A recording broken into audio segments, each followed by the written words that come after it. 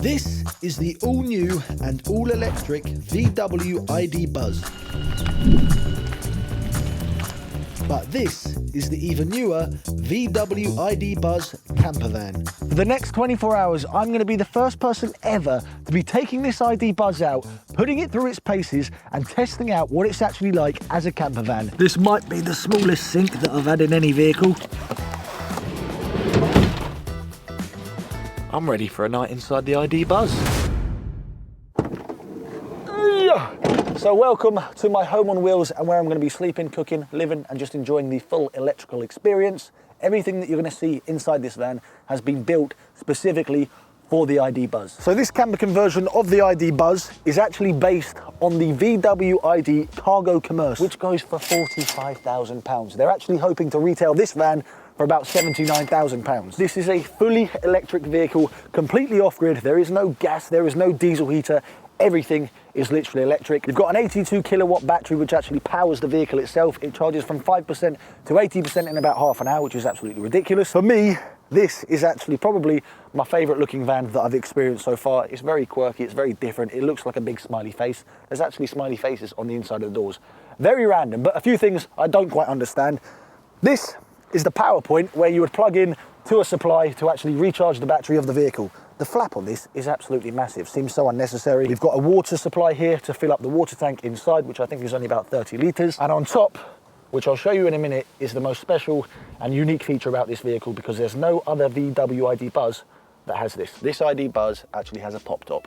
I'm not gonna lie to you, this is a bit heavy and you need a bit of brute strength and some good, well, a good quality back. Oh, and a neck.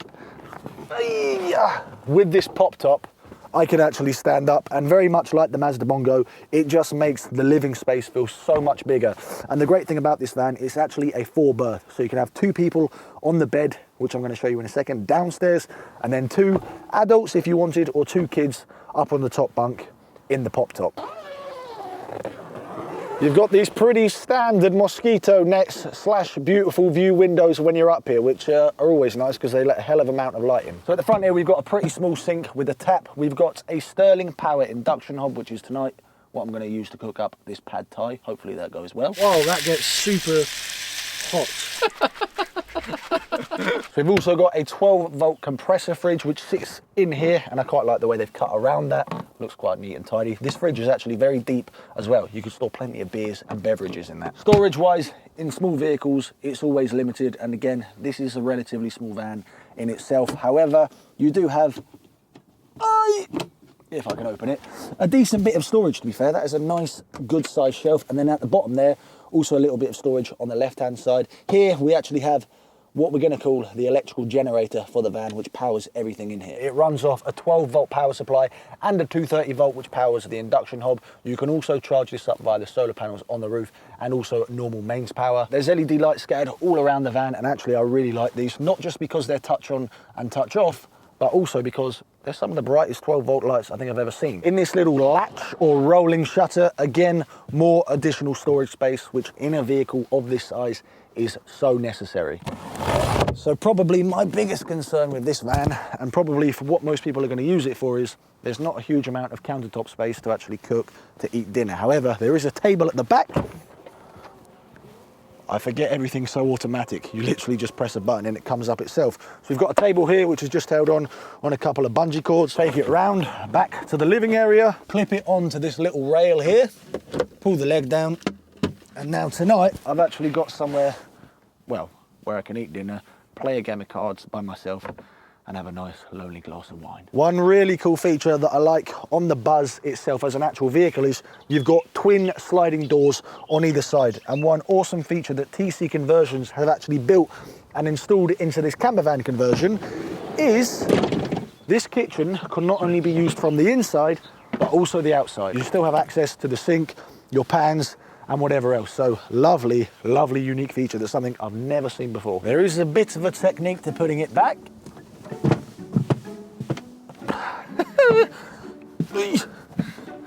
Scheißenhagen, schlagen. Hey, that's the technique. So I'm not quite ready for bed, but I do want to show you the actual space, the sizing of the bed, how it all works. Classic rock and roll. You've just got a lever here, which you pull. However, I now need to go to the back of the van and actually push this bed down to form the bed. You need a bit of brute force to get this down. But there we have it. Tonight's, I was going to say shag pad, but no shagging's going to be happening. As you can see, we've got a fairly decent size. I'm not going to call it a double. For me, it's in the middle between a single and a double. But in terms of the length, for the last few videos, I've been staying in some tiny vehicles.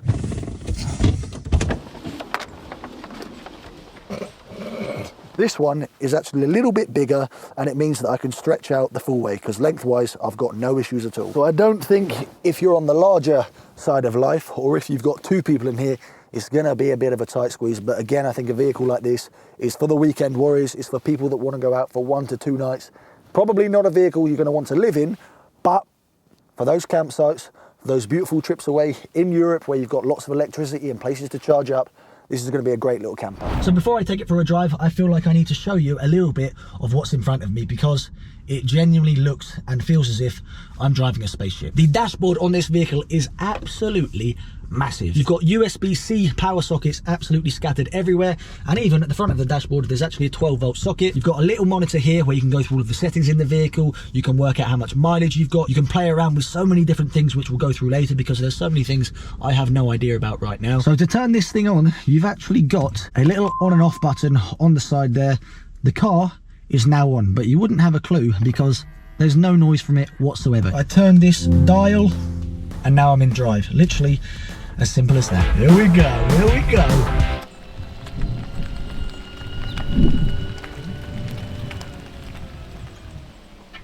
Whoa, whoa. She certainly moves and has some acceleration.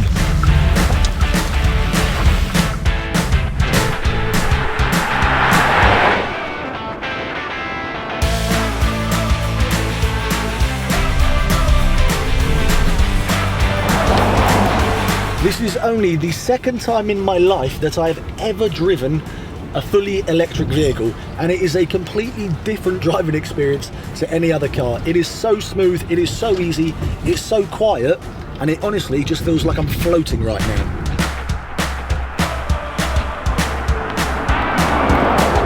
The battery life and the range on this vehicle is actually about 200 miles, depending on your driving. Probably for me, it's about 150 because I'm always on the brake and accelerator. But that's about 3 hours worth of driving. The last time I drove a VW camper van, things went drastically wrong.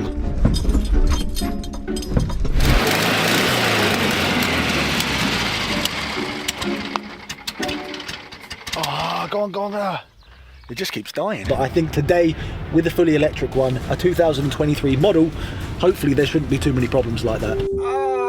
All of these beeping noises are so annoying. Shut up, shut up, shut up.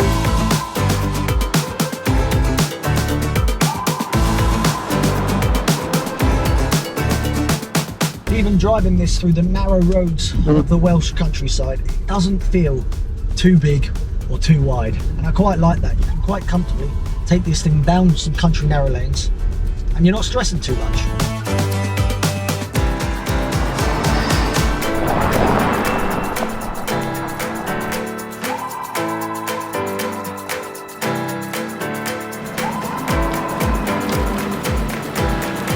Oh, what a park up this looks like it could be tonight. Views for days.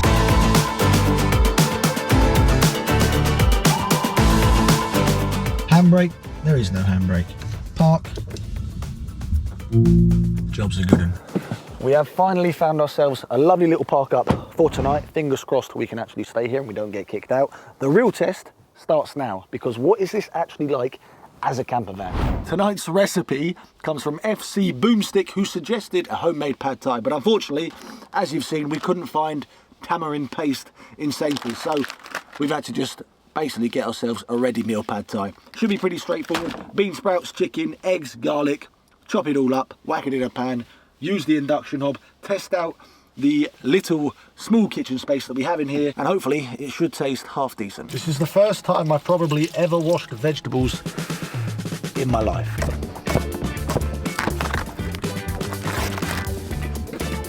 Time to actually check out if my pan is actually induction. I really hope it is, otherwise we're buggered and we're eating raw chicken. So to turn on the induction, little switch up here.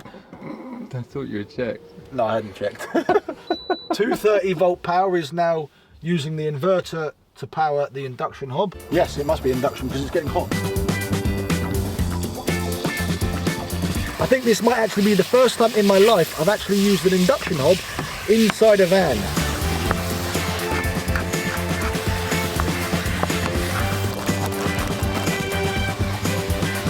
I'm going in with a shed load of garlic because I like garlic.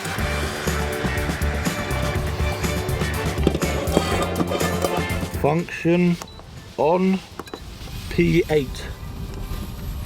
Whack that on. Is that all going to drain into the sink? Let's hope so. This might be the smallest sink that I've had in any vehicle because I can only drain half the noodles. The ergonomics of this kitchen are a little bit tricky, I've got to admit.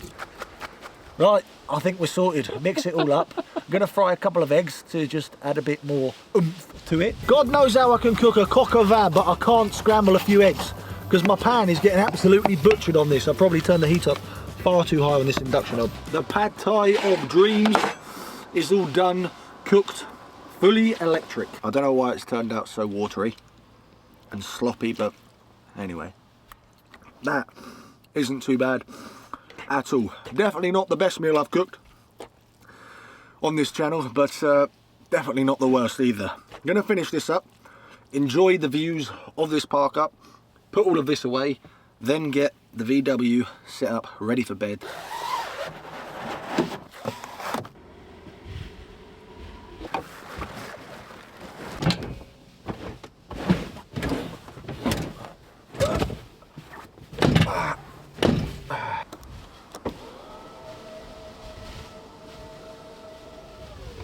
That is me all set up for this evening.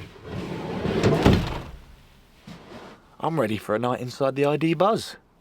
Buzzing about it, I must say. One thing that's seriously lacking in here is foot space. There's not a huge amount whatsoever, so I really do think that putting that on a swivel chair or a swivel base is going to make so much extra space in here. In terms of sleeping in here, I think it should be quite good, to be fair. It feels warm, it feels cozy. The pop top adds that extra space. You've got these LED lights all around, a couple on the pop top as well, which I think are brilliant because they're probably some of the brightest 12 volt lights that I've ever seen. I've got more than enough legroom. The legs are just about hanging off, but I've got a few inches before I actually hit the passenger seat, so that's a good amount of space. One thing I do need to do is lock it up because who knows what is going to be happening on the outside of these walls tonight. I'm going to say goodnight, whack these lights off, and as always, I will catch you guys in the morning.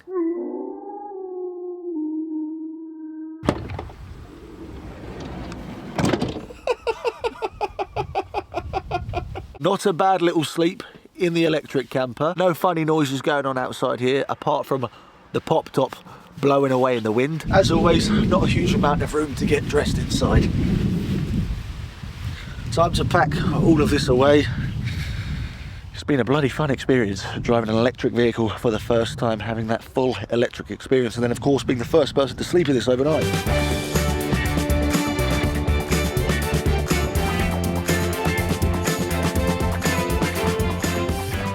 I am all packed up, ready to go, but before I end this video, we're going to be rating this vehicle from 5 different categories, from the quirkiness, the stealthiness, the driving experience, the comfort, and the cooking facilities. So to kick this off, the driving experience. Initially, I absolutely loved it. Smooth as a baby's bottom, some may say, to drive. However, the longer I actually drove it, the more I realised it kind of annoyed me because it was beeping at me. It was so sensitive.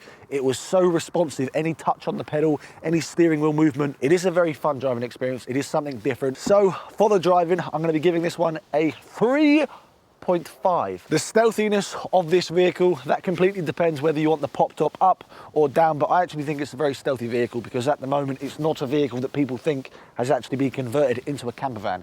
So I'm going to go for a 4 out of 5. So the cooking experience of this vehicle, obviously it's very small. There's not a huge amount of space inside. I do love the feature of actually being able to pull out the kitchen and cook outside. That's something I've never seen before.